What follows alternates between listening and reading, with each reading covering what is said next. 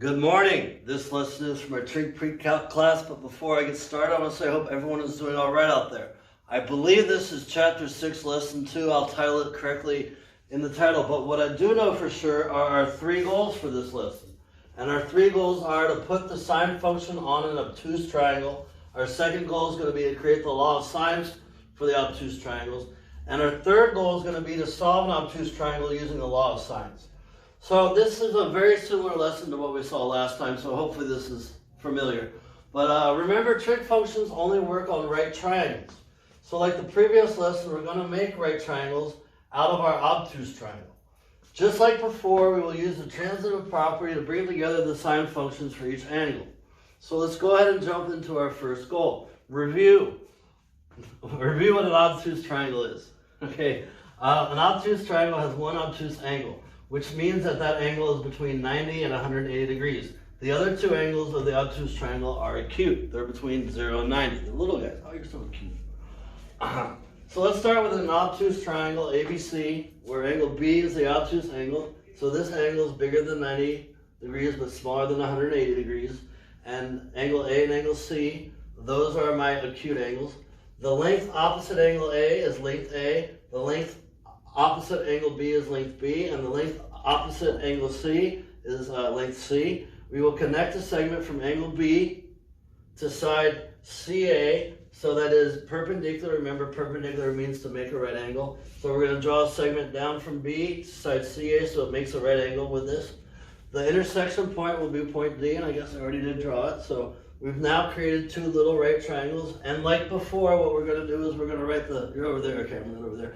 That's my lunch over there. We're going to write the sine functions for our two angles that we can, and they're going to have something in common, and again, you'll see how we bring them together. So here I have the sine of angle C,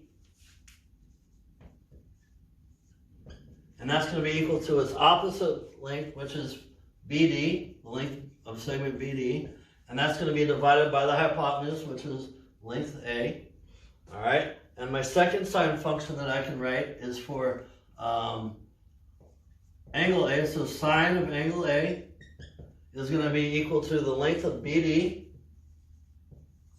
and we're going to divide that by the hypotenuse of that side, and that's equal to length C. Now, we are not writing a sine function for angle B because angle B, like before, I believe it might have been A, but it's cut up. So we're going to have to come back with another version of the triangle here in order to get to that. So I'm going to go ahead and erase all of this, set up the last part of the first goal, and maybe we'll get into the second goal. I don't know how much space this is going to take, but again, I hope this is seeming familiar. Let me clean this up and I'll be back. I'm back. So let's go ahead and continue with our first goal. Now, there's some things I'd like to review with you guys before we move forward, and I'm going to need to review a couple of these things because we're going to have a problem making a right triangle that includes an obtuse angle, and I'll explain why. All right, so first I would like to review a linear pair, and you guys remember that the measure of angle 1 plus the measure of angle 2 add up to 180 degrees, right? But I want to rewrite this without using the measure of angle 2. So rewrite without measure of angle 2.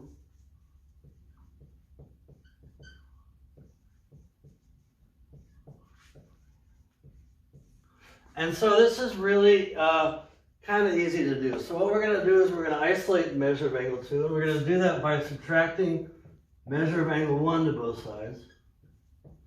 And we get now the measure of angle 2 is equal to 180 degrees minus the measure of angle 1.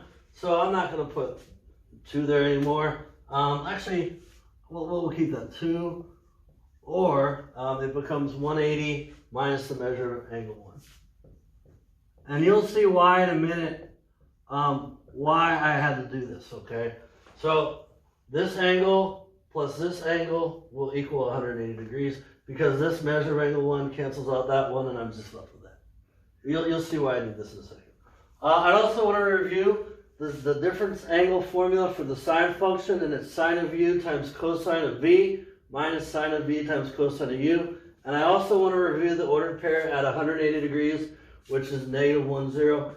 That's my cosine value, my x value, and that's my sine value. Okay, so we need those tools. We'll need them. You'll see why in a minute. But let me explain why I can't make a right triangle out of an obtuse angle. So we cannot make a right triangle with an obtuse angle B because an obtuse angle plus a right angle adds up to more than 180 degrees, right? Obtuse are bigger than 90, smaller than 180. Right angles are 90, so it's 90 plus something a little bit bigger than 90 means that we're more than 180 degrees. And we know that the three angles of any triangle must add to 180 degrees. So we have a problem with this obtuse angle. Now, in order to get this obtuse angle to be part of a right triangle, we're going to have to be creative with how we draw a right triangle for our obtuse angle. So right now we have our obtuse triangle where angle B is obtuse, right?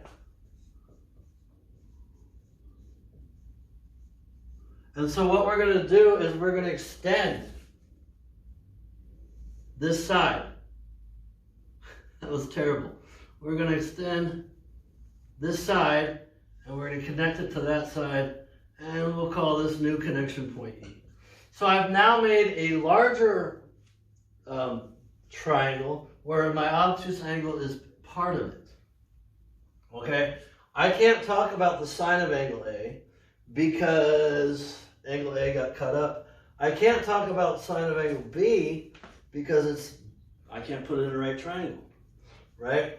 But I can talk about the sine of angle C. And so for the sine of angle C, I'm looking at the large triangle. So I can write that pretty simply. So sine of angle C is the opposite length, which is the length of EA, divided by the hypotenuse, which is length B. Now, here's why I wanted to review the linear pair with you guys. Okay? Because I'm going to use this trick in here. I can figure out this angle. This angle as it stands right now has a measurement of B degrees. Like this one has a measurement of whatever 1 represents. So the other side must be 180 by the measure of angle 1. So over here, it must be the measure of 180 minus B. Okay? So this is 180 degrees minus B. That is the measure of that angle. Now I can write my sine function for this angle. Right? I can write it. So I can say now the sine of 180 degrees minus the measurement of angle B, and that's now equal to my opposite length, which is EA, divided by the hypotenuse for that little guy, and that's C. I have the angle difference formula. I have this now. All right, so let's change this now. So we're going to use the angle difference formula.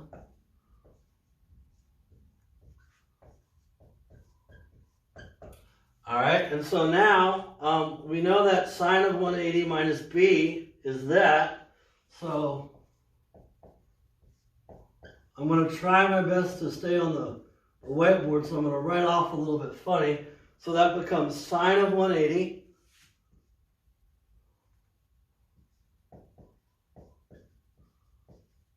times the cosine of B. I'm going to probably go off this whiteboard. Let me erase this and try this again and move it over just a little bit.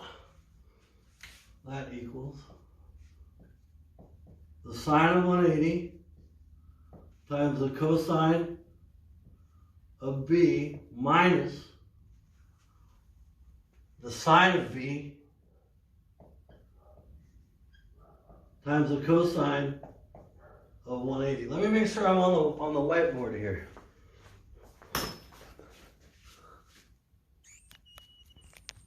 Oh, I'm just off there. We're on now. I'll just adjust it. Okay.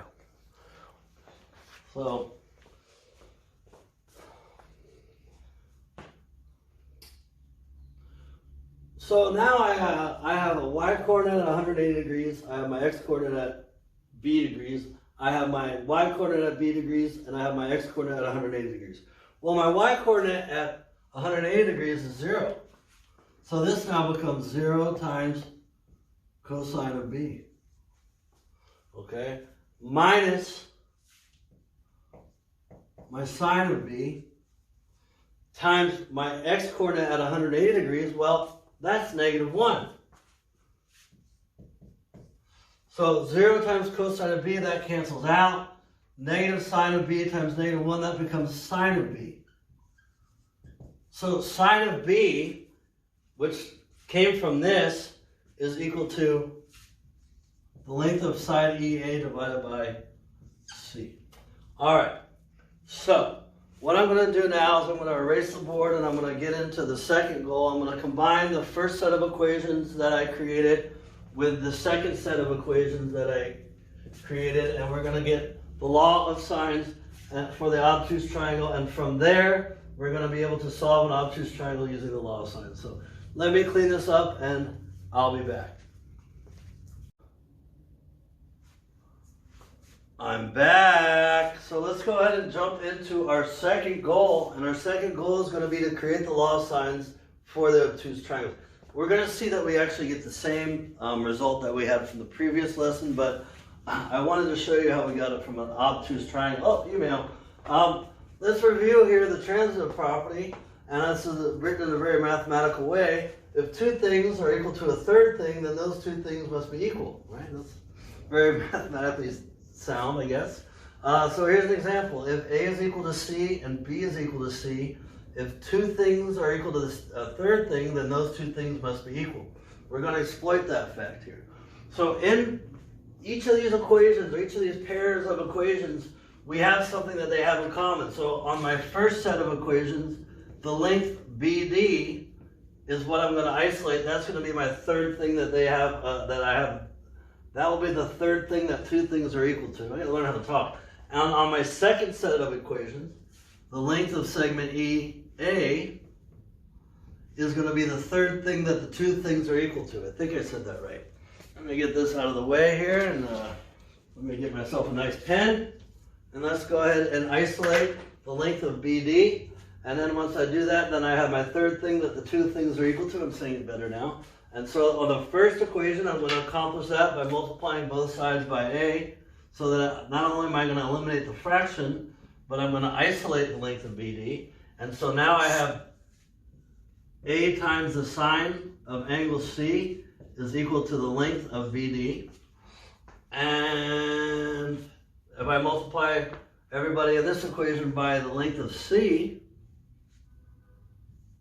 the C's cancel. I've isolated my length of BD, and I have C times sine of angle A is equal to the length of segment BD, or side BD. Now I have two things equal to the same thing. So by the transitive property, I can now say that A times sine of C is equal to C times sine of A, right? And let's just divide both sides by the side lengths here. And again, like I said before, I know the answer to this question, so I'm bridging the beginning to the end. I would have never had the talent to figure this out on my own, but I can tell you the story of how it's created. All right. So the length of A's cancel on the left side, the lengths of C's cancel on the right side, and I'm left now with sine of C divided by length of C is equal to sine of A divided by length of A. So again, I isolated what they had in common, used the transitive property to bring them together, and then I got opposite sides together with the sine of their angles. So again, let's just do this for this side here. Maybe hit pause and try and do it on your own. Hit pause. I'm back. Let's go ahead and multiply everybody in this equation by B. So we're canceling and isolating what they have in common to both equations. So now I get B times sine of angle C is equal to the length of segment EA. If I multiply everybody in here by C, that cancels and I'm left with C times sine of B, and that's equal to the length of side EA, or segment EA. Again, I have two things equal to the same thing, therefore those two things are equal. So again, I get B times sine of C equals to C times sine of B. Let's divide both sides by the side lengths, B times C, B times C. The B's on the left cancel, the C's on the right cancel. I feel like I'm going a little fast, I'm sorry, but you can hit pause and write it out. And I'm now left with sine of C divided by the length of C is equal to sine of B divided by the length of B. And look, I have the transitive again. The sine of B over B and sine of A over A, let me block what I'm trying to show you.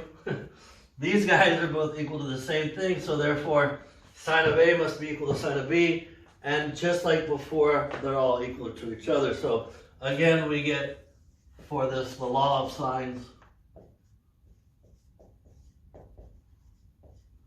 which is, I'll put them in alphabetical order, all right?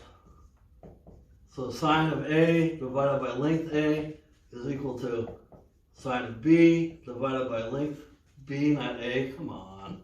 And that's equal to sine of C divided by length of C. That is my law of sines, not written very straight, written at an angle. I think I write things at an angle to begin with. So let me make sure that I'm still in the frame on that. Oh, just barely. Whew.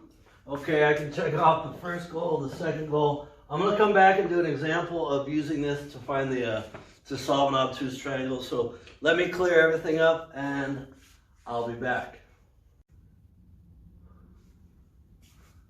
I'm back for the last time, I promise. Let's go ahead and get into our third goal. And our third goal is to solve an obtuse triangle using the law of sines.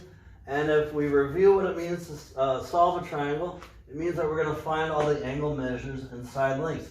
I rewrote the steps that I wrote in the last lesson just to reinforce the steps we can use to solve a triangle using the law of sines. So find a third angle value if possible, and we can do that if we know two angles. Step 1.5 is label the sides A, B, and C. Step 2, which is step 3. Step 2, plug known values into the law of sines. Step 3, which is actually 4, solve the equations with one unknown only. Step 4, which is step 5, use the answers from step 3, which is 4, to create more equations with one unknown.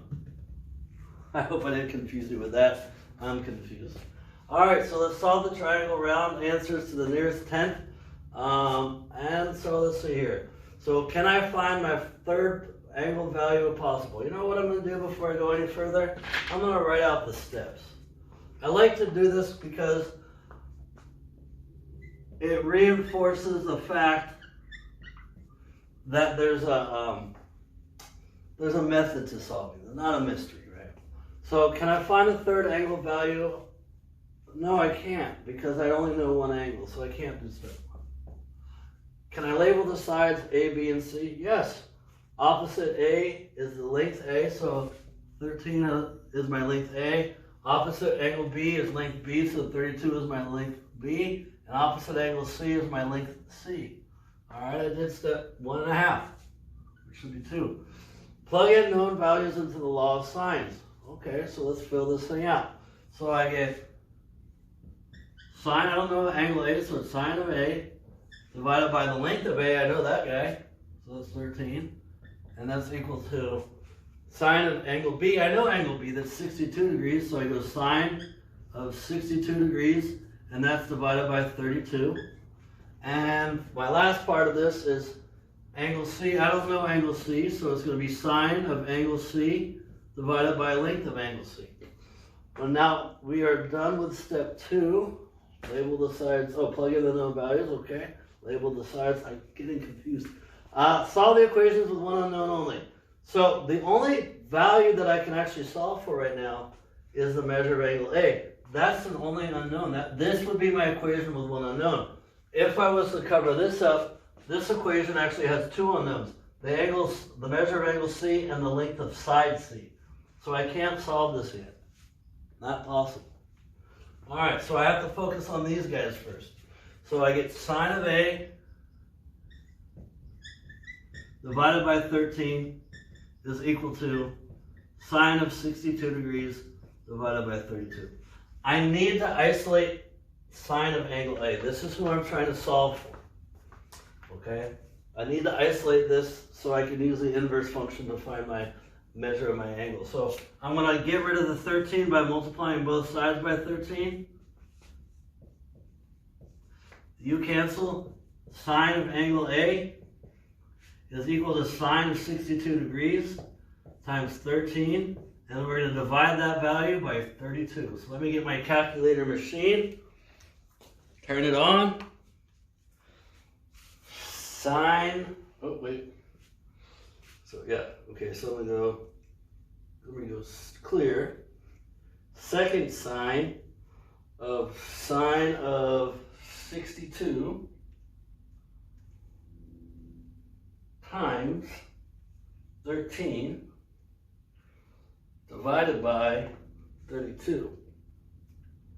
Uh-oh, I made an error. Let me try this again. Second clear. I'm probably going to have to edit this part out here.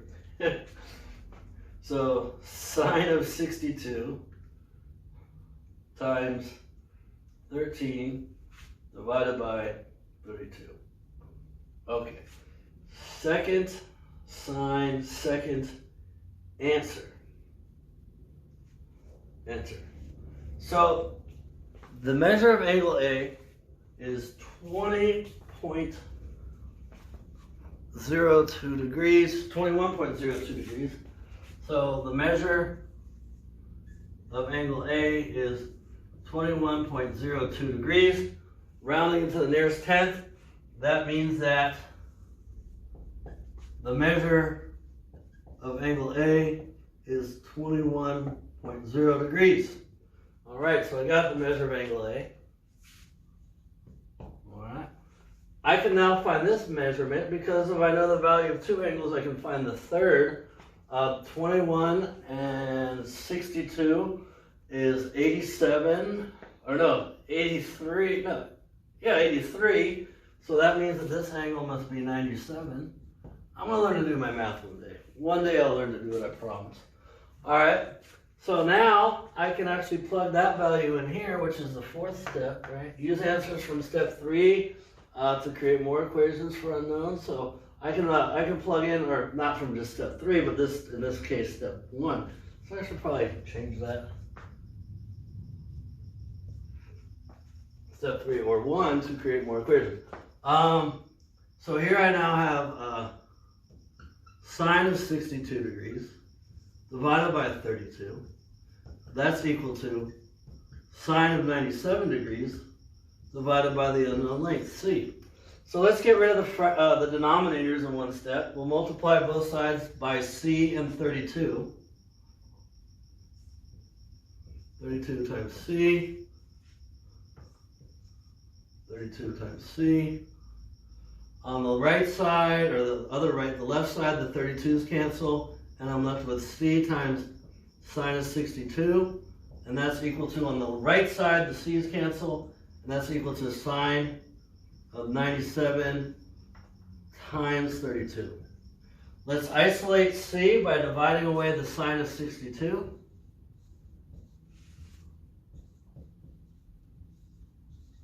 And the length of c is equal to the sine of 97 degrees times 32 divided by the sine of 62 degrees. So let me go back to my calculator machine and do some calculating. Alrighty. Sine of 97 times 32 divided by sine of 62 is 35.97. 35.97.